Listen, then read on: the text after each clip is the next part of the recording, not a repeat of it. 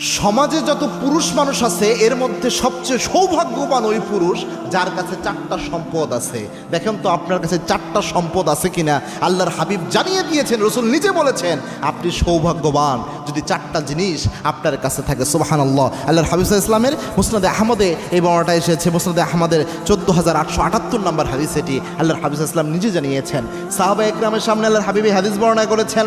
চারটা জিনিস যদি কোনো পুরুষের মধ্যে থাকে, কোনো পুরুষকে যদি আল্লাহ রাব্বুল আলামিন চারটা জিনিস দান করে, তাহলে ওই পুরুষ সবচেয়ে সৌভাগ্যবান পুরুষ।